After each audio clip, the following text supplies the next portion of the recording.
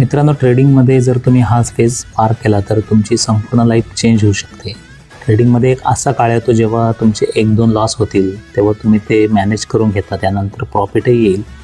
पण एक असा काळ येतो जेव्हा सलग 8 ते 10 लॉस होतील आणि त्या ट्रेडिंग लॉससोबतच इतर अडचणी येतील.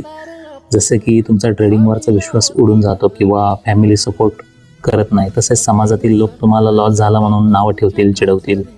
मग तुम्ही वाटेल की यार ही गोष्ट माझ्यासाठी नाही आहे. त्यानंतर तुम्ही तुमची स्ट्रॅटर्जी बदलता, ट्रेडिंग सोडता, सायकोलॉजिकल ॲनालिसिस बंद करता किंवा मेंटॉर बदलता. तुम्हाला हेही कळणार नाही की तुम्ही कधी या अशा झोनमध्ये आलात जिथे तुम्हाला फक्त लॉसच होत असतो.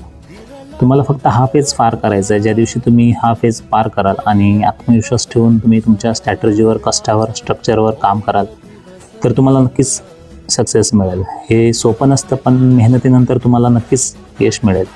आणि हे यश मिळाल्यानंतर तुम्हाला एक असा इन्फ्रास्ट्रक्चर तयार करता येईल जिथे तुम्ही स्वतःला पण जिंकतायत, पण मार्केटलाही जिंकताय आणि प्रॉफिटेबिलिटी समजतायत.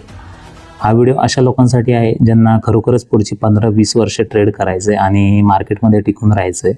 फक्त तुम्हाला हा झोन पार करावा लागेल, तरच ट्रेडिंगमध्ये सक्सेस मिळू शकतं. धन्यवाद.